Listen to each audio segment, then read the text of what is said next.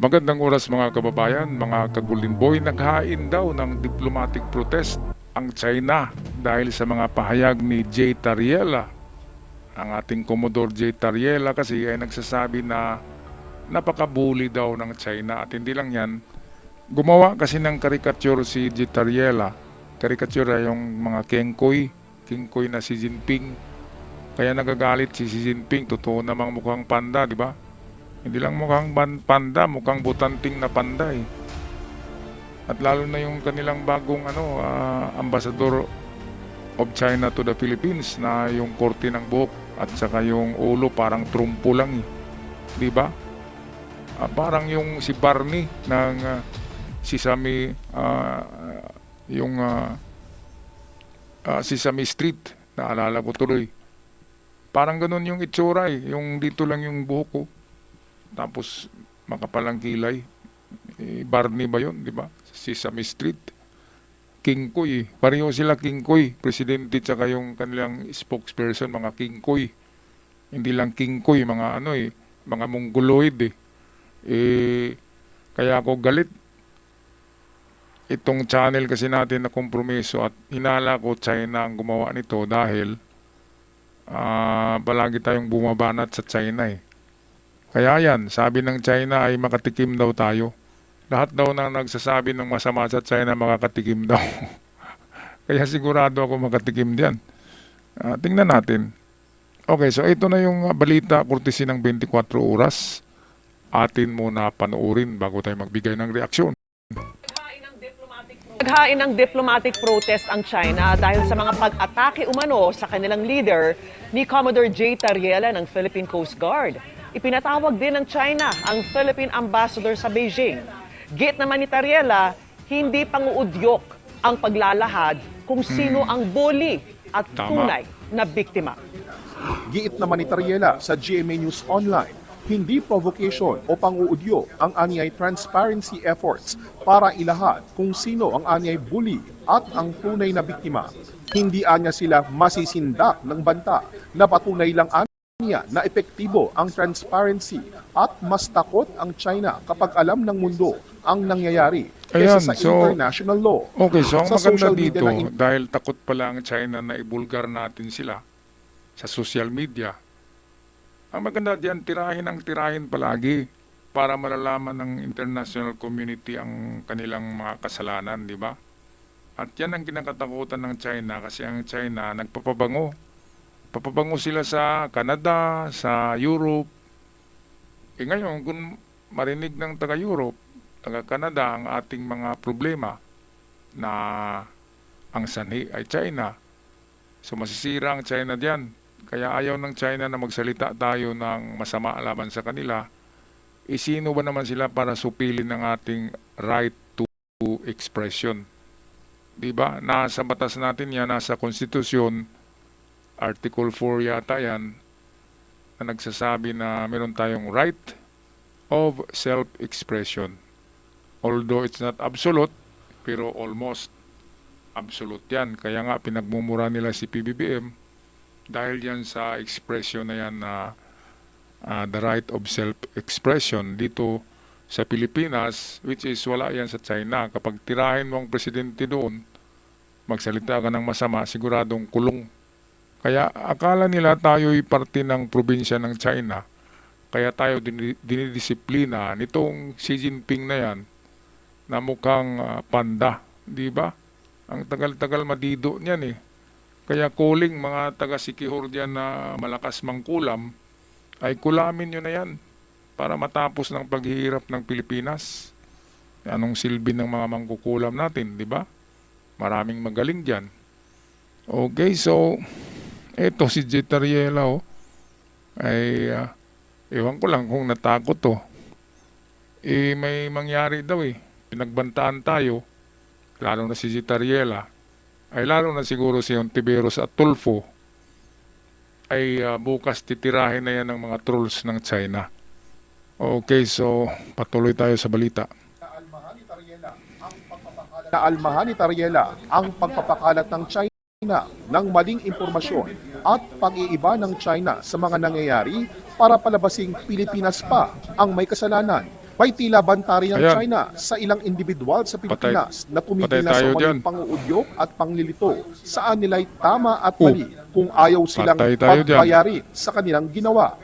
Umalma na dyan si Senador Risa Ontiveros, sabay sabing malinaw na ang pahayag ni Tariela at iba pang opisyal ng gobyerno ay paninindigan para sa national interest ng Pilipinas at para protektahan ang karapatan ng bansa. The Chinese embassy is being a bad, Bad guest, guest. here dito sa Pilipinas. Tama. Dapat mas magpakita sila ng respeto sa kanilang host country sa atin.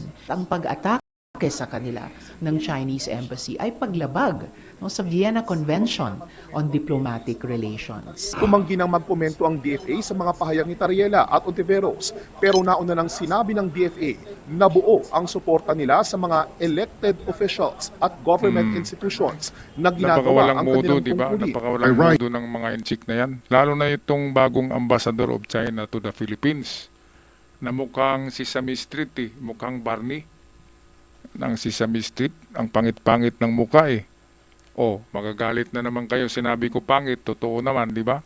Mga pangit kayo Mukha kayong mga pansit na panis bumalik nga kayo sa negosyo yung pansit at huwag na kayong manggugulo dito sa Pilipinas. Okay, so ito na yung sinabi ko kay Erwin sinabi ko na si Erwin Tulfo ay mayroong pahayag na talagang masakit. Masakit ito sa tainga ng mga inchik ni Xi Jinping. Dahil sa talagang nagmumura na si Erwin dito ito pakinggan natin Today in defense of dignity. Today in defense of dignity, Tama. our national dignity. Spokesperson of the Chinese embassy recently lectured Filipinos and worse, Philippine officials on the limits of freedom of speech. We are told that criticizing a foreign head of state is completely unacceptable. Well, let me say this then, Mr. President. If you do not like how democracy works in this country, then you are free The to fuck leave the out Philippines. of Get the out. Mr. President, kung hindi nila gusto kung paano gumagana ang demokrasya sa ating bansa, Ayan. malinaw po ang sagot. Layas. This is our house. Hindi sila ang boss natin at tayo Ito ay na, mga bakit ba ganun tauhan talaga lang ang nila. isip ni Xi Jinping na tayo'y parte ng probinsya ng China? Kasi iniisip nila na probinsya talaga tayo ng China kasi yan yung kasunduan nila ng dating Pangulo sa kanilang gentleman's agreement na sikreto lang. Kasama na doon ang WPS. Kaya nga pagkatapos ng gentleman's agreement ay gumawa kaagad ng artificial island ng China diyan sa Mischief Reef at doon sa Fiery Reef, dalawang reef ng Pilipinas ay ginawang artificial island kaagad ng China sa panahon ni Tatay Digis nyo. O ayan, di ba? Tapos ano pa kayo, di ba? Mga ano diyan. Bakit hindi nyo nakikita yan? Kapag ano kasi karamihan ng DDS ay pro-China, yan ang katotohanan yan Number 1 dyan si Marcolita, Robin Padilla, Bungo, Bipisara, Pulong. Di ba lahat yan mga pro-China yan Dahil meron silang nakukuha doon na maganda. Kaya pro-China sila. Kaya kayong mga DDS dyan, huwag na kayong mag-pro-China dahil ang China kinukuha ang ating lupain. At lalo na yung malampaya dyan na bagong discovery, ay pipigilin daw yan ng China Kaya si Trump nagpayag na, ang presidente ng Amerika, na proteksyonan nila ang proyekto ng Malampaya 2, Malampaya Part 2. Sana nga ay bigyan tayo ng proteksyon ng Amerika kasi hindi natin kaya ang China kapag palibutan ng mga barkong pandigma ng China yan, yung Malampaya na yan, ay wala tayong magawa dyan. Aasa talaga tayo sa Amerika Okay. Balik tayo kay Erwin Tulfo. To the Chinese embassy officials, Shame on you. to the Chinese embassy officials, you Shame do not on you. have the moral authority to lecture Filipinos about freedom of speech. Because Tama. freedom of speech does not exist in your country. It is not practiced. It is not protected. It is punished. So do not export censorship to a nation Oh. that fought, Ito, bled, bakit and died to be parang free. ano sila parang MTRCB na sinisinsor tayo kung anong sasabihin. Anong pakialam nila? Hindi naman silang nagpapakain sa atin. Tayo nga dito kahit pinagmumura si PBBM, hindi makukulong yung nagmumura eh. Dahil nga mayroon tayong the right of self-expression. Article 4 of our new constitution, nandyan yan. Kaya kahit pagmurahin pa natin yung presidente ng China, wala silang pakialam. Dahil meron nga tayong right to self-expression. Okay, kaya itong mga Chinese, hindi nila alam na democratic tayo eh. Kasi akala nila probinsya nga tayo ng China. Yan na yung mahirap dahil pati mga kabataan sa China ay nagsasabi na ang Pilipinas daw ay probinsya nila. Ay nako, grabe. Kaya ito, Senator Erwin Tulfo pati na si Risa Ontiveros galit eh. Okay, tapusin na natin ng video. And another recent statement coming from the Chinese government threatening our officials.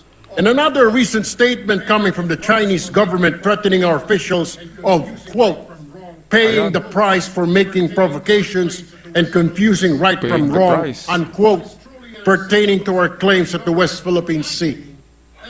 What is truly unacceptable is a foreign government acting as if it can police Filipino speech, intimidate Filipino officials, or shame Filipino into silence. Mr. President, our government officials spoke only the truth. They defended our sovereignty. They spoke as public servants of a democratic republic. Wrong. They are correct. And the Chinese government is wrong. Wala silang karapatan na punahin ang malayang pagpapahayag sa ating bansa. Dahil sa kanilang bansa, walang tunay na freedom of speech. Mga kritiko Tama. itinukulong at misteryosong namamatay pa. Ang mga mamahayag, pinapatahimik, opinyon, kinokontrol, tulad po nangyayari doon sa mga Ayan. sa Hong Kong kung ilang kritiko nila ay kinulong na. Let us be very clear, Okay. Mr. President. So yan nga. The West Philippines, West Philippine Sea, Sea is napakalaking ours. yan. Ang Malampaya energy plant natin ay malapit lang talaga yan sa Palawan. Tapos ngayon, narinig natin na ang China ay umalma sa ating new discovery of Malampaya 2. Yung Malampaya 2 or part 2 ng Malampaya, yung bagong discovery, ay pipigilin daw yan ng China. Dahil sa kanila daw yan. Grabe no? Pasok daw sa 10-dash line. Noon, sa pag-upo ni Digong ay 8-dash line pa yan eh. 7-dash line pa nga. Ngayon pag-upo ni Digong, after a year ay nagiging 10-dash line na eh. Ano ba talaga yung gentleman's agreement na yan? Tungkol ba yan sa ibigay ni Mr. D? Ano ba yung D? Anong meaning yan? Digs ba yan o ano? Yan na yata yung gentleman's agreement eh, na talagang probinsya na tayo ng China. Dahil sinusupil kung anong sinasabi natin eh. Kinukontrol tayo pati mga government officials. Kaya ito, matapang talaga si Erwin eh. Sigurado ako bukas to, titirahin na to ng mga trolls ng China ang lahat ng kanyang channel. At lahat ng mga channel na bumabati ko sa China ay titirahin tayo niyan bukas ng mga trolls na yan.